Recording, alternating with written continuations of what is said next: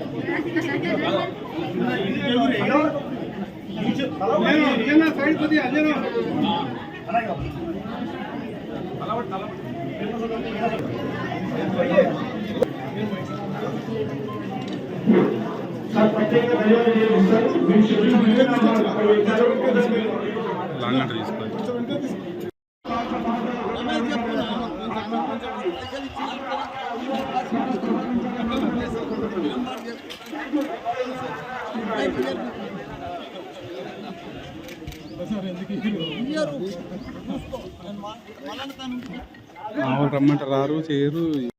కొత్త భాషలందరికీ కూడా స్వాగతం. నా పేరు మామిళ్ళ సత్యనారాయణ.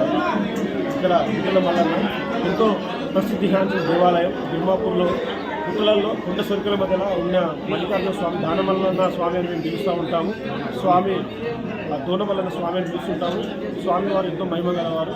ఇప్పుడు చుట్టుముట్టు గ్రామాలే కాకుండా దూర ప్రాంతాల నుండి, సిటీ నుండి చాలామంది భక్తులు వచ్చేస్తున్నారు.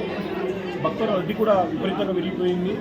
అలాగే కాకినాడ మాకు ప్రత్యేకత ఏంటంటే, చిన్నగా మొదలైన ఈ గుడి ఈరోజు పెద్ద స్థాయిగా మన ఎన్ని కుమరవెల్లిలాగా అంత స్థాయికి ఎదుగునే విధంగా డెవలప్మెంట్ అవుతున్నాయి. ఎందుకంటే భక్తులు చాలామంది వాళ్ళు మొక్కులు తీసుకోగానే వచ్చి భక్తులు విరాళాలు ఇచ్చుకుంటూ మంచి గుడిని డెవలప్మెంట్ చేస్తున్నారు. అందరికీ కూడా పేరు మీద ధన్యవాదాలు తెలియజేస్తున్నాం. అలాగే అన్నదాన కార్యక్రమం ఒకప్పుడు 100 మందితో స్టార్ట్ అయిన అన్నదానం ఇవాళ దగ్గర 3000 మంది అన్నదానం అవుతుంది. దాతలు కూడా పెద్ద ఎత్తున అన్నదానం ఏర్పాటు చేయడం జరుగుతుంది. అలాగే రాజకీయ నాయకులు కూడా చాలామంది వస్తున్నారు. మాకు సీసీ రోడ్లు కానీ సౌకర్యం కానీ ఏర్పాటు చేస్తున్నారు. అలాగే గుట్టల మల్లన్న ప్రత్యేకత ఏంటంటే, ఇక్కడ 100 ఫీట్ల హైట్లో ఏకశిల కుండు మీద గుండం ఉంటుంది. ఆ గుండంలో ఎప్పటికీ నీళ్ళు ఉంటాయి. 365 రోజులు నీళ్ళు ఉండడం ఇక్కడ ప్రత్యేకత. స్వామివారి మహిమ ఉంది అని తినడానికి అదొక నిదర్శనం. మీరు ప్రతి ఒక్క భక్తులు కూడా చూడే వారు కూడా వచ్చి మా గుట్టల మల్లన్న స్వామిని దర్శించుకోవాలి. ఇక్కడ ఎల్లమ్మ గుడి కూడా అంగరంగ వైభవంగా నిర్మాణం చేస్తున్నాము. ఈ సంవత్సరం అది కూడా పూర్తవుతుంది. వచ్చే ఏట కూడా ఈ సంవత్సరం కాకుండా మళ్ళీ సంవత్సరం వరకు గుట్టల మల్లన్న జాతర అంటే ఇంకా పేరు పొందుతుంది. తెలంగాణ వ్యాప్తిగా పేరు చెందుతుంది.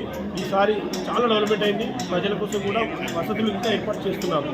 ఇలాగే కొనసాగాలని మనస్ఫూర్తిగా కోరుకుంటున్నాము.